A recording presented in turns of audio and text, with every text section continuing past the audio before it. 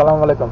যারা 2025 সালে আপনার লোড আনলোডের পেশায় সৌদি আরব আসতেছেন, লোড আনলোডের যে ভিসাগুলোতে আসতেছেন, তাদের জন্য বলি যে লোড আনলোড অনেকেই জিজ্ঞেস করেন যে ভাই এটা কি কোম্পানি বা এটার কাজ কি। লোড আনলোডের আরবি শব্দ হচ্ছে আপনার আহমেল তানজিল, অর্থাৎ লোড আনলোড।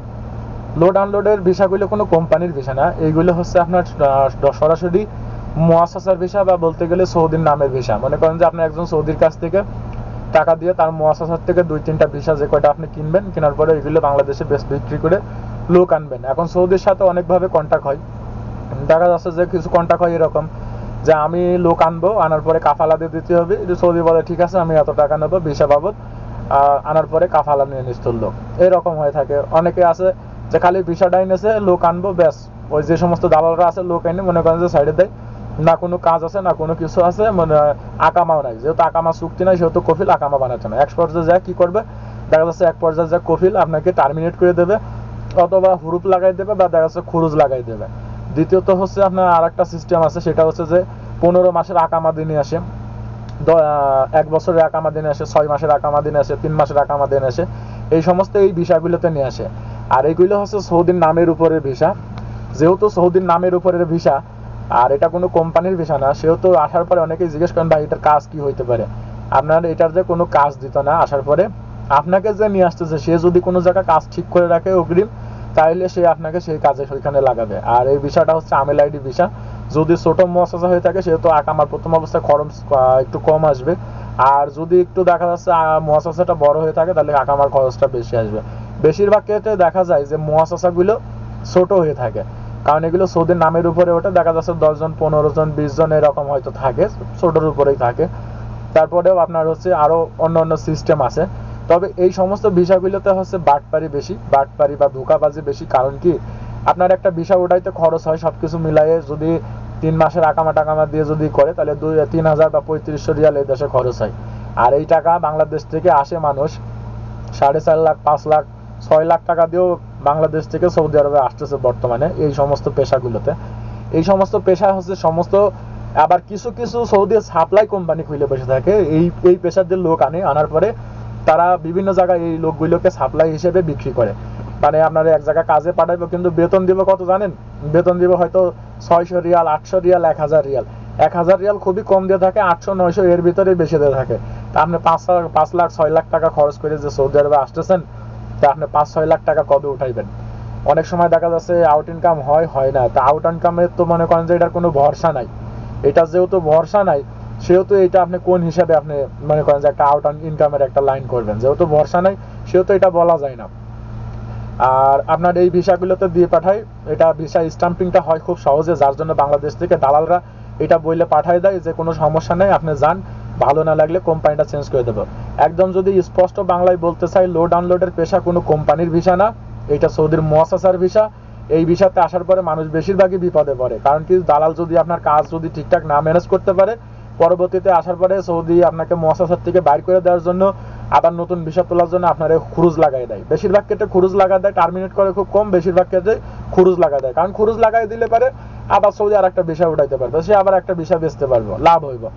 আর বাংলাদেশের দালালরা এই সমস্ত মানে এইগুলোর একটু সুযোগটা নেয়।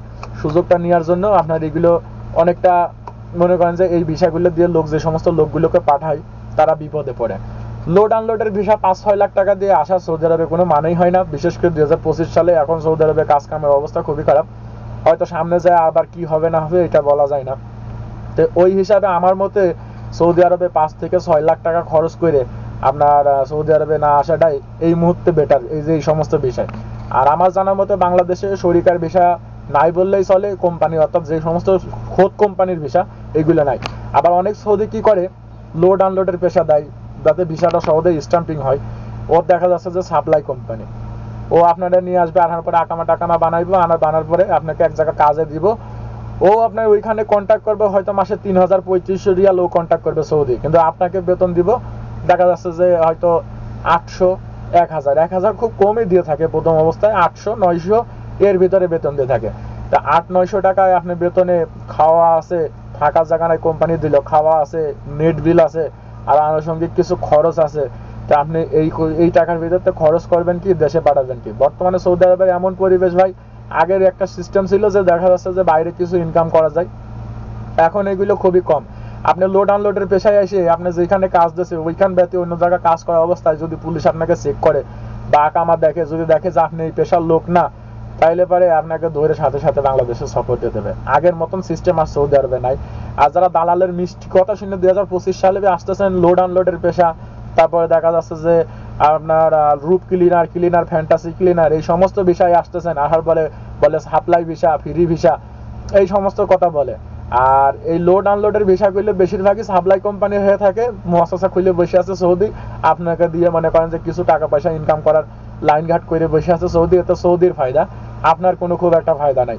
তো যারা আসতেছেন বর্তমানে 2025 সালে লোড আনলোডের পেশায় বা বিভিন্ন রকম পেশায় আসতেছেন, এগুলো এখন বর্তমানে যদি বলি বাংলাদেশে 100টা ভিসা গেলে 99টা ভিসাই হচ্ছে সৌদির নামের উপর ভিসা, কোনো কোম্পানির ভিসা না। অনেকগুলো বলদিয়ার ভিসা আছে, বলদিয়াগুলো এখন সরকারের আন্ডারে নাই, এগুলো চলে গেছে সৌদি দেশের সব ব্যক্তিগত মালিকানাধীনে। আর বলদিয়াতেও বেতন দেয় খুব কম। তা লোড আনলোডের পেশা আমার মতে 2025 সালে 5-6 লাখ টাকা দিয়ে লোড আনলোডের পেশায় সৌদি আরব আসার পরে যদি দেখেন আপনার আকামা নাই, কাজ নাই, তখন আপনি কাকে ধরবেন?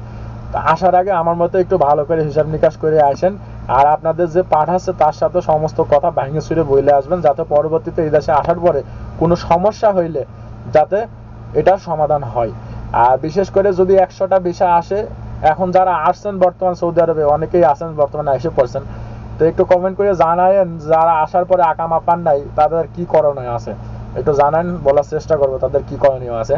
বেশিরভাগ ক্ষেত্রে দেখা যায় লোড আনলোডের পেশায় নিয়ে আসার পরে আকামা টাকামা দেয় না, ওইভাবে রেখে দেয়, আকামা বানায় না, অনেক সময় খরচ লাগাই দেয়, অনেক সময় হুরুপ দিয়ে দেয়, টার্মিনেট দিয়ে দেয়, বা অনেক সময় দেখা যাচ্ছে যে ওই আপনার কফিলের কোনো খোঁজ খবরই নেয় না, যেহেতু কফিলের সাথে চুক্তি ছিল ভিসা বেচে দিচ্ছে, এখন ওই লোক কই যাবে কি করবে ওইটা কফিলের দেখার কোনো এখতিয়ারও নাই, বা কফিল আর ওইটা দেখতেও না।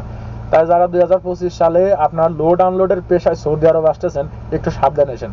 যদি এক কথায় বলি লোড আনলোডের ভিসাগুলো সমস্ত বাটপারি এবং সিটারি, যারা আসতেছেন দালালের মিষ্টি কথাই শুনে, দালাল আপনাকে অনেক রকম বুঝ দেবে, দালাল আপনাকে 2 মিনিটের ভিতর সাদের থেকেও ঘুরাই নিয়ে আসবে তার কথার মাধ্যমে। তো যারা আসতেছেন একটু সাবধানে আসেন। আর কারা কারা আসার পরে লোড আনলোডের পেশায় আসার পরে আকামা পান নাই, কি হয়েছে, কি সমস্যা হয়েছে বললেন, আপনাদের নিয়েও বিস্তারিত কথা বলার চেষ্টা করবো। তো ভালো থাকেন সবাই।